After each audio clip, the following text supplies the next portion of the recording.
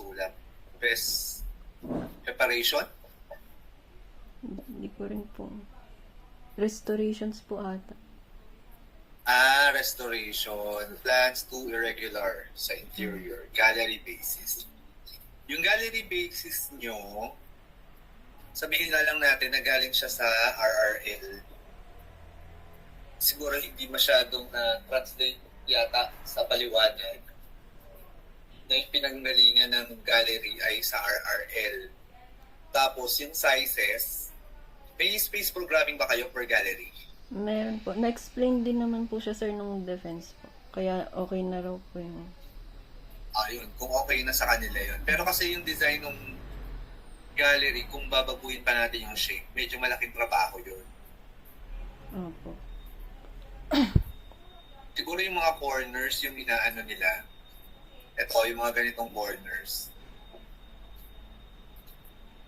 Kung malalagyan ng round lang, naka-chamfer siya or fillet ba yun? Pero, more or less, yun na din yun, halos eh. Opo. Kasi yun yung design natin. Tapos, yung restoration, meron ba tayong laboratory for restoration dito sa plano? Yung sa upper left lang po, sir. Ay, sa lower left po. Eto? Opo, yung naputol po. Gaano kalaki yun? Hindi ko po na-check, sir. Pero parang yung gitna po niyan, yun lang po yun. Kasi yung other side po ay collection storage na po. Siguro pa kung kaya pa nating lakihan for restoration. Restoration laboratory. Siguro kasing laki ng dalawang classroom. Ang 7-9, ang classroom kasi is 7x9. Kung madodoble yung size nun, yun ang size ng isang basic laboratory kasi. So kung maisisingit natin siya, pwede tayong kumain ng konti sa hallway. Ma-accommodate natin. Yun lang naman ang nakita kong comment. Yung gallery basis, kung ma-manipulate ninyo na per gallery ay magkakadikit yung floor area, okay na yun. Hindi na natin siya kailangan i-replan or baguhin talaga. Dito, ano nakalagay dito? Parang what tree po and why. Ilagay nyo na lang ng call out. Sige po. Kunyari, tree of life, ganun, symbolize. Lagay nyo na lang dyan sa sa tapos, ito ay funding. Parang hindi ko rin po mabasa, sir. Feeling ko ang comment nila dyan ay yung yung height ng ceiling baka mababa. Anong clearance niya? Yung pinakamababa niya?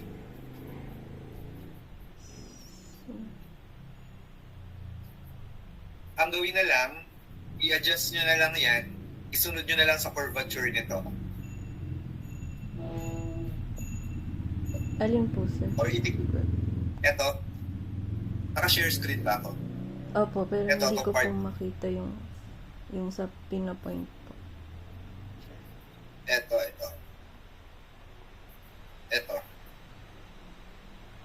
Funding.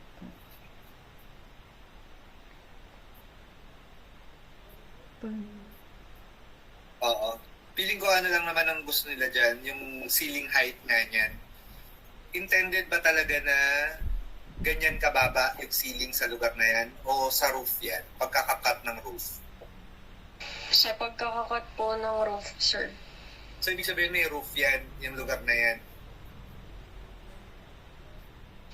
Parang yung pinaka-ceiling height na po ay yung isang straight po. For mga truss na po yung space nun po. Yung nasa brown. Opo. Kasi nga 2-story nga lang pala tayo. Opo.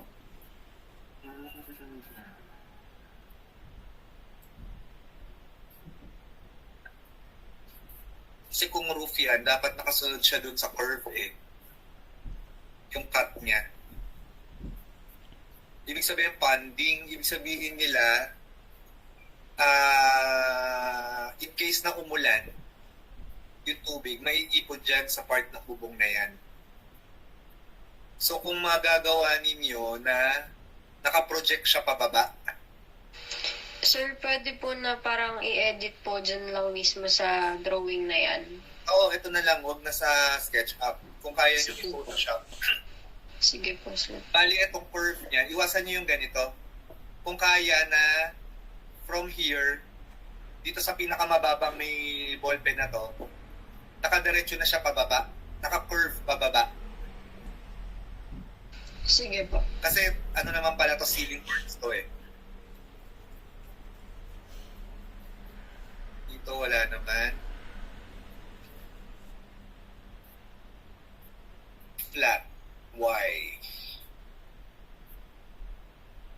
Alloy system. Seems that you informed it. O, lagyan nyo na lang to ng slope. Naka-flat ba talaga to? Opo, sir. Yung part po na yan. Rear naman siya eh. Yung slope niya, palagay nyo na lang, ibali nyo kalikod. Okay po. Oo. So magkakaroon niya ng konting angat dito, yung sa elevation na to. Sige po, sir. So mangyayari niyan sa side, kung ito yan, itong flat na to, Nakasalan. papunta yan dito. Oo. Slant nyo na lang. Kung kaya nyo i-edit dyan sa ano, sa Photo, sa sir. elevation na yan, Photoshop nyo na lang. Abundant tree cover, type of trees used and why. Eto, kung magagawa nyo ng schedule of plants, pwede nyong gawan. For example, kung yung mga nasa parking area, or like, kung gusto nyo per zone, ang paggawa ng schedule of trees, ano lang naman yan eh, dapat naka-canopy yung tree para hindi maiinitan yung mga tao or kahit yung sasakyan. Yun yung mga types of tree na dapat nakalagay. Sir, nasa A3 din po yung ito po, yung trees. Kung kayang, kasi sa manuscript, dadagdag lang yan sa critic nyo eh. So, ano na lang, sa A3 na lang. Sige po. Plants at ground, add pathways or neighboring access.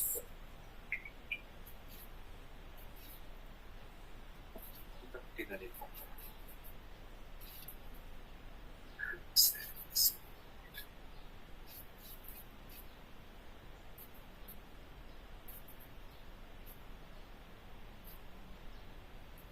How does your curved roof improve airflow? Question to eh. Hindi na natin ito i-reflect sa drawing. Opo. Presentation. Explain the gallery's stories. Na-explain na rin po ni Ren nung defense po. Okay, so wala na siya sa drawing. What type of glass? Sa ano to? Call out? Opo, na Ito ano na, na rin po elevation. namin sa elevation po. O, dagdag nyo na lang dun sa ano? Sa A3 po. Oo. Dagdag nyo na lang. Call out lang sa elevation. Okay po. Meaning, behind the different perforated walls, meron naman tayo niyan sa call out. Nabasa ko yan. Labels at Cultivation Education Center are missing. Sa floor plan ba to?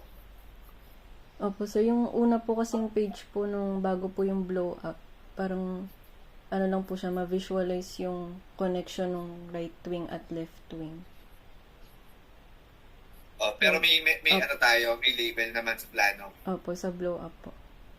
Yung sa pinaka-plan.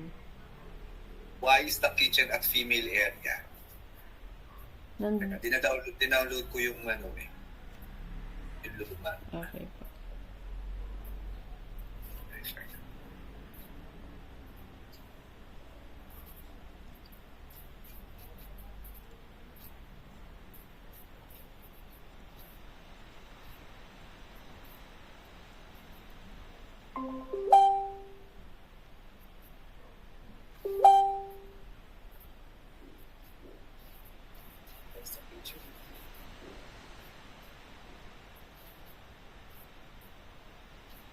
Masyado bang malaki yung kinain ng kitchen natin?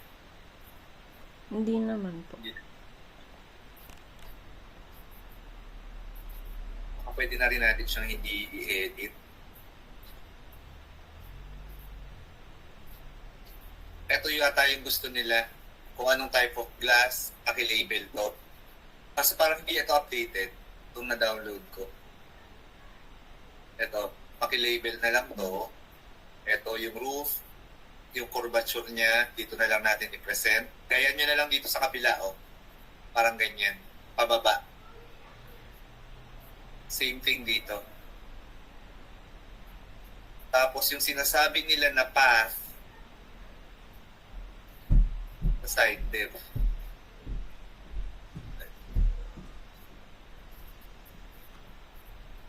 Balikan natin itong comments.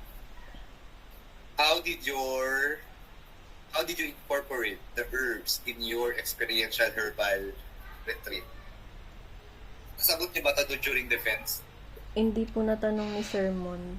Pero na-explain na rin naman po namin nung nag-explain po ng floor plan na parang herbal po yung experience sa loob. Okay na yun.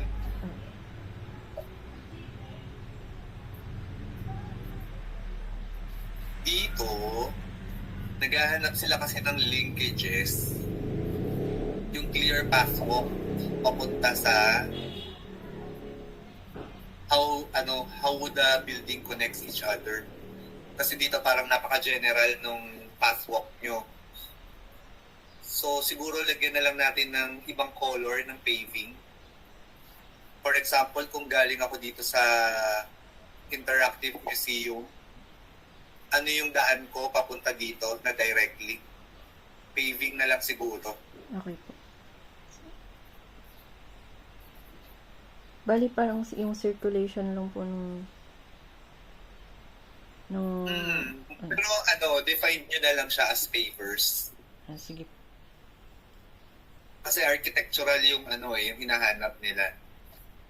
So wayfinding, pang wayfinding na din siya. Hindi lang siya arrow ha, talagang paving ang ilalagay natin. Okay, yun lang naman pala eh, konti lang eh.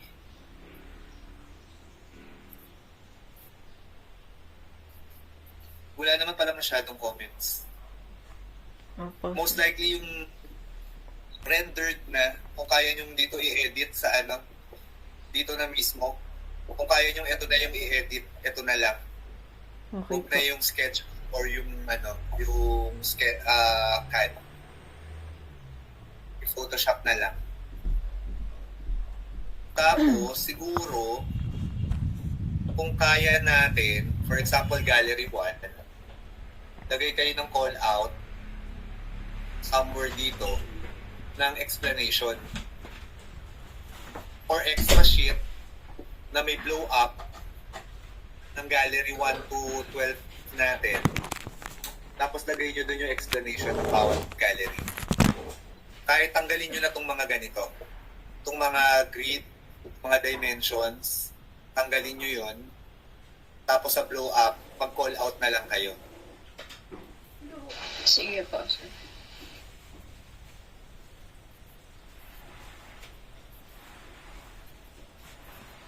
O, yun lang. Tapos, ang submission yata niyan ay Monday. Monday yata yan. Dapat naka-file na. Hindi naman na yan Hindi naman na yan i-check masyado ng mga panel. Basta mai-edit nyo lang yung mga sinabi nila. Okay na kayo? Okay po, sir. Sir, sa critic po, may marirecommend po ba kayong English critic?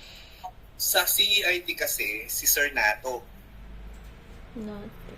Ang ginagawa kasi ni Sir Nato, kung kukuha siya ng maraming English critic, pero yung iba nun, si Ma'am Elda ang gumagawa. Ewan ko kung gagawin nila yun ngayon. I-inquire nyo si Sir Nato. Tapos si Sir Ricky, ewan ko kung mag-English critic siya, pero English critic yun. Hibal? Mali. Try nyo muna si Sir Nato. Sige po, sir. Prioritize nyo ang CEIT eh. Sige po, sir. Thank you po. Message na natin.